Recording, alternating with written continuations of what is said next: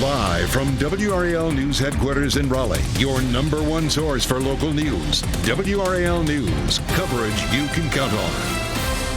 And good evening to you. Thank you for joining us. I'm Mark Boyle. This evening, Durham police investigating a drive-by shooting.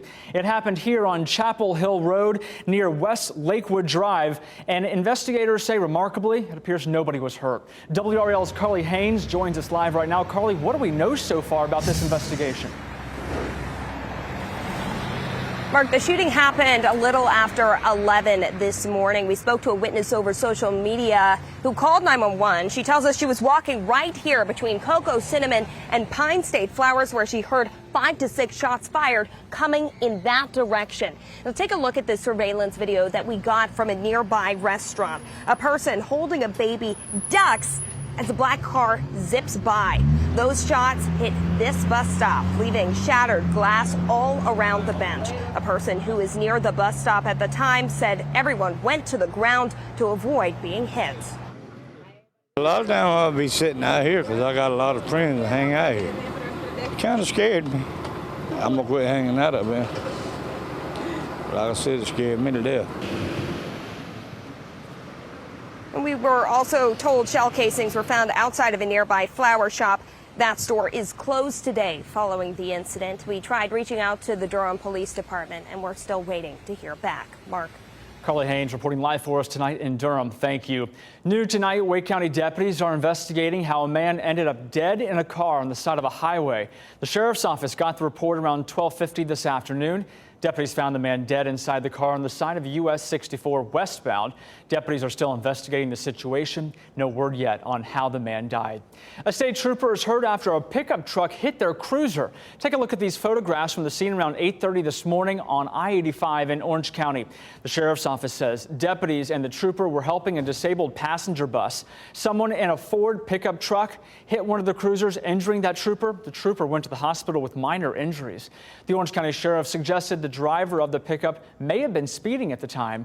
No word yet on whether that driver will face any charges. One person is dead and 2 injured after a car crash in Dunn. These are photographs from the scene last night. It appears the cars collided in the yard of a house. Emergency services says 2 cars were involved in this crash. 1 person died at the scene. 2 people went to the hospital. Investigators have not said what may have led up to that crash.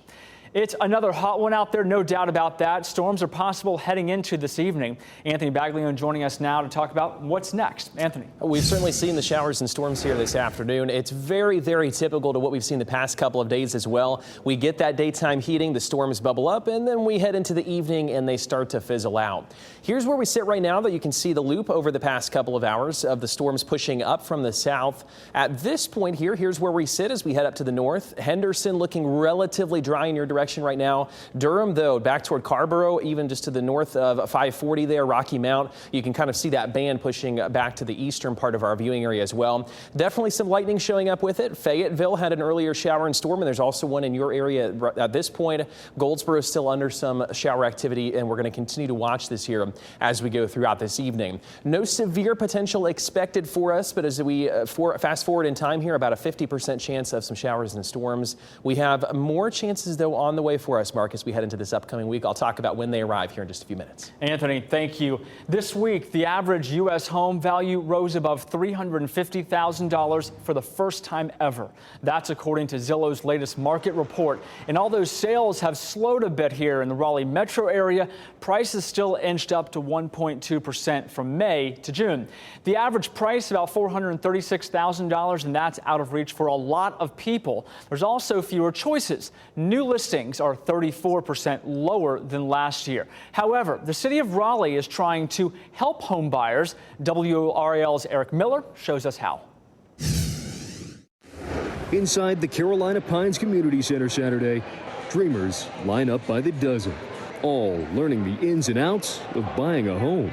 I was privately renting, and then they sold the home when the housing market got hot. So I'm just, trying to get back on my feet. Karina Miles is part of the sold-out crowd. She's angling to get out of her mother's house and into her own.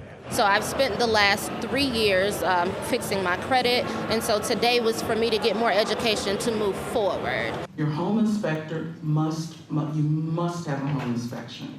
Saturday's event included 3 different workshops, plus booths and meet and greets, all designed to help first-time, low- and middle-income buyers connect with programs, lenders, and know-how to buy and maintain a home. There are resources available to either help you get into your home or to help you stay in your home, and hopefully, stay there for as long as you want. Raleigh's Housing Program Administrator, Erica Brandt, says this advice is especially important with the current cost of housing in Raleigh.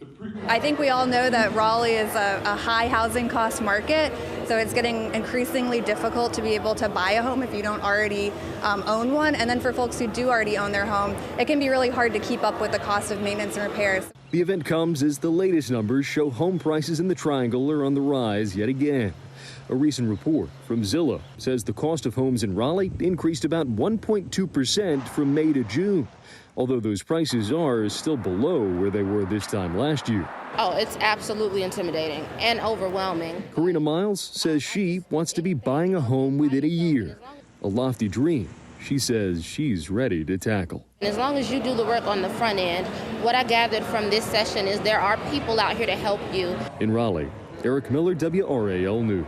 A lot of good information out there, and if you missed it, all 3 home buyer workshop sessions were recorded and they'll be posted on RaleighNC.gov. Wendell police have a person in custody after a shooting on Hollybrook Road. This was the scene when the WRAL breaking news tracker arrived shortly after 1 a.m. Authorities say 1 person was shot. They don't believe this is a random incident. No word so far on the person's condition. We're also reaching out to police about a multi-car crash on Chapel Hill Boulevard near Garrett Road this morning. 1 vehicle was towed away badly damaged. No word yet on the cause or the extent of injuries there.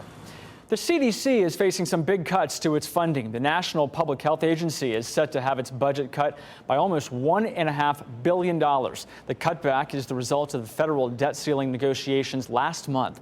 Among the items that were eliminated was a grant that funded disease intervention specialists. The loss of those experts is expected to have significant impact on state and local health departments. Also among the possible cuts is a federal grant directed to states to help modernize their vaccine reporting systems. This all comes as the CDC welcomes its newest leader. WRAL first told you when Dr. Mandy Cohen was sworn in this week. Dr. Cohen was North Carolina's Health and Human Services Director who led us through the pandemic. Another big lottery jackpot up for grabs this evening. The Powerball grand prize now stands at $875 million. If you take the lump sum payout, get this, that's $452 million. This is the 3rd largest Powerball jackpot to date.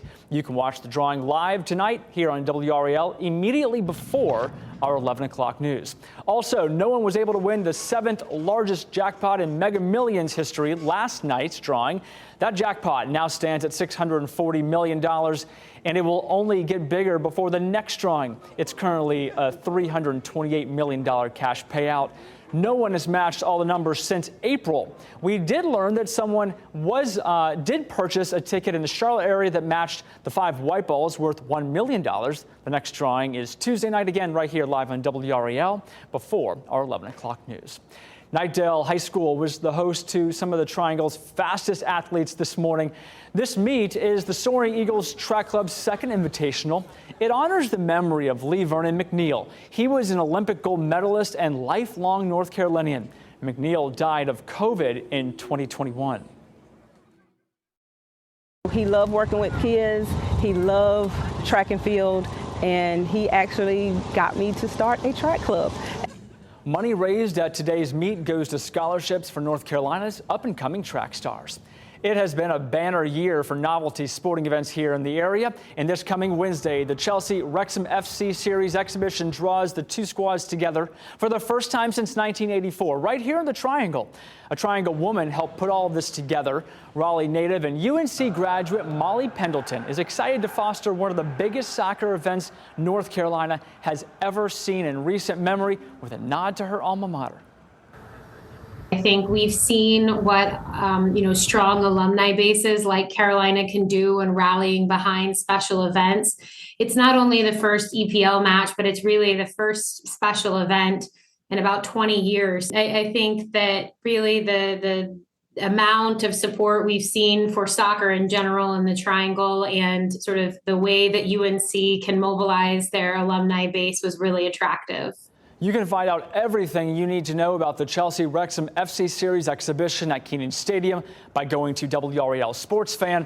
That includes information about tickets, parking, tailgating, shuttles, and a lot more. The game is Wednesday night at 7:30.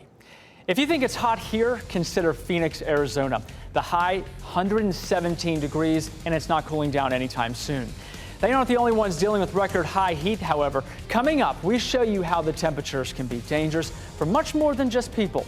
And the Savannah Bananas play ball the DBAP ahead in sports. WRAL's Luis Fernandez shows us how the popular team spreads joy through more than just baseball. Live from WRAL News headquarters in Raleigh, your number one source for local news. WRAL News, coverage you can count on. A chaotic scene playing out in a Fayetteville neighborhood left several families stuck in their homes, and police negotiated with an armed man. Thank you for joining us here this evening. I'm Mark Boyle. Officers were trying to serve commitment papers to a man who barricaded himself in a home and fired shots at police. WRAL's Laura Levine shares the terrifying experience from neighbors. Bullet holes left in windows and a destroyed home. This is the aftermath of a long standoff which looked like it came straight out of a movie scene. My boyfriend came outside to smoke cigarettes and my house was taped off and the whole area was blocked off. However, this was the reality for a woman who only wants to be identified as Mary Ann and many others who live near South Riley Road. Pretty much it went on for hours, but they've been in the neighborhood for like 3 days, surveillance in it and the drones going around and stuff like that. Crime scene tape, police and crisis negotiation teams filed into the Loch Lomond neighborhood. These are photos from the point of view of some neighbors who tell us they couldn't leave or return home for days. Fayetteville police say they were attempting to serve commitment papers when a man barricaded himself in a home on Desmond Drive. It all began around 8:30 Saturday night when a crisis negotiation team tried to encourage the suspect to exit the home peacefully. I heard something, but I wasn't exactly sure what was going on. I heard probably about 10, 11 coming one way, and then I heard something going the other way, and I heard the actual shot that broke the window of the SWAT truck. Wow. Like, that's how bad it was. There was like 3 bullet holes in his car window. Over the course of the next 12 hours, the man fired at officers multiple times, striking 2 armored vehicles. Investigators tell me the suspect also had active warrants out prior to this. I was very scared. I didn't know what was going on. But they reassured us. They were very nice cops, and they let us know everything was going on. After continued efforts with officials on the scene, the man finally left the home. But neighbors still feel uneasy living in what they say has become a troubled area. I'm thinking I should sell my house and move out of the neighborhood. That's what I feel right now. I mean, there's so much speeding around here. There's so much gunshots around here. There's so much drug activity and illegal activity. It's crazy. It's just insane. Laura Levine, WRAL News in Fayetteville.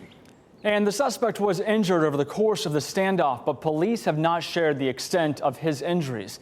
WRAL's Carly Haynes joins us live now from Fayetteville with what we're learning about the man involved. Carly.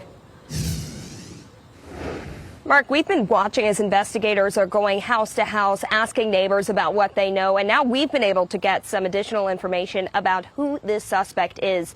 Neighbors are telling us he was a kind, seemingly normal man, and he actually did some handiwork for several of the neighbors around here. But neighbors also tell us that there was an incident on July 4th. They knew he had some mental health issues, but nothing ever really became apparent until that day, when there was an incident where he shot into several of the neighbors' homes. Now, no injuries resulted from that, but neighbors tell us they believed he stayed in his home until the SWAT standoff incident last night. Well, we don't know the extent of the injuries. An investigator did tell a neighbor he seems to have survived, but that they're currently looking into whether or not aggressive force was justified in this case. So there are still a lot of questions up in the air as this investigation is ongoing. Mark. Carly Haynes live for us this evening in Fayetteville. Carly, thank you. We'll follow that story as we get new information here into the newsroom. We are watching. I do have an update for you now on a shooting we first reported last night as breaking news. This happened near Plaza Drive near Garner. We've learned that the person who was shot is a man and that he has serious injuries. Investigators have not released his name. This was outside the home last night where you can see crime scene tape and officers looking for shell casings with flashlights. No word yet on what led to the shooting or whether there is a suspect involved that we know of. New information about a pedestrian incident we first reported as breaking news this morning. Police confirm an 82-year-old man died after being hit by the driver of a Honda Civic while crossing Capitol Boulevard shortly before midnight. Police say Larry Weiner was walking across the busy street there outside of the marked crosswalk near the intersection of Old Buffalo Road. Photos from the scene showed extensive damage to the vehicle's front windshield. Capitol Boulevard was shut down for several hours while emergency responders were on scene. This case remains under investigation. We're waiting for an update on the condition of a child rushed to the hospital after reportedly falling into a swimming pool. This happened at a home off of Rivercliff Road yesterday afternoon. Fayetteville police tell us emergency responders responded for help there and took the child to Cape Fear Valley Hospital to be checked out. Firefighters were busy putting out flames at a home in northwest Raleigh. 4 fire departments responded to the house on Leanna Lane shortly after 6 a.m. Most of the fire was in the garage and the bonus room above it. The fire displaced one person who is staying with other family members tonight.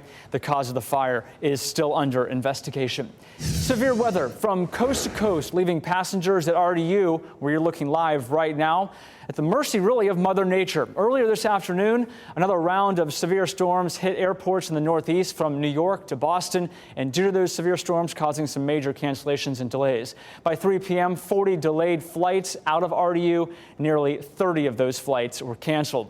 At last check, 52 flights were delayed and 37 canceled. 2 flights already are delayed for tomorrow.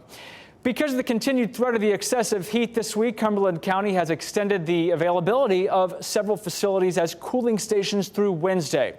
The stations included the Cumberland County Department of Social Services, the county's Department of Health, and any Cumberland County Public Library, and the Fayetteville Cumberland County Parks and Rec Center. All locations will be open for normal business hours.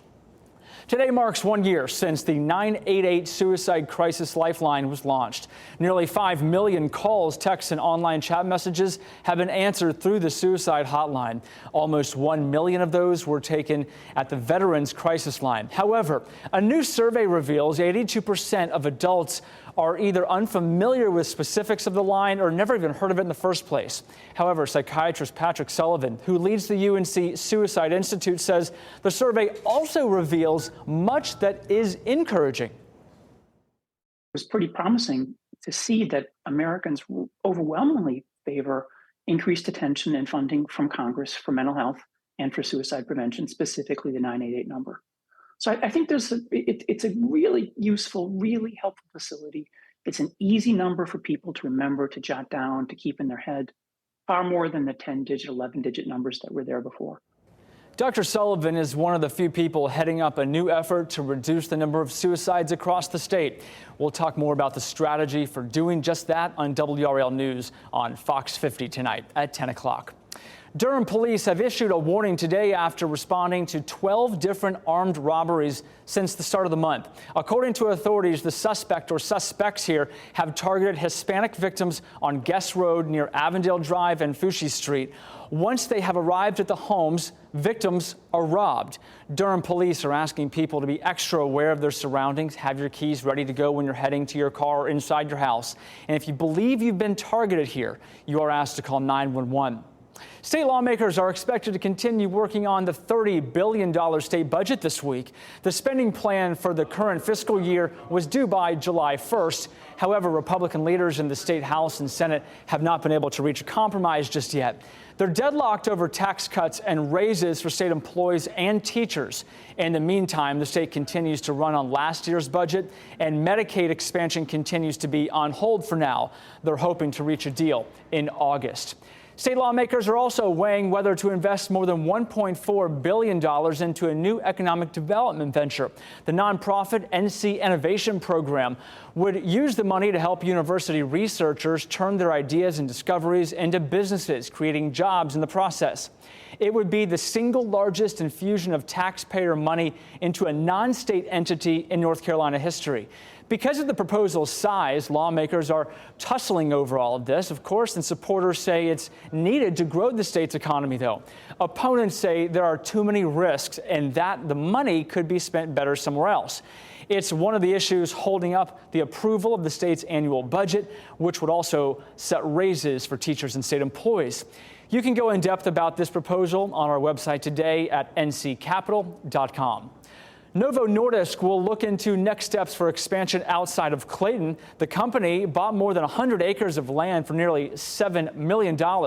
Tomorrow, Johnston County commissioners will consider a rezoning request to let the company operate on the land there. Novo Nordisk is one of the country's largest employers since beginning operations nearly 3 decades ago.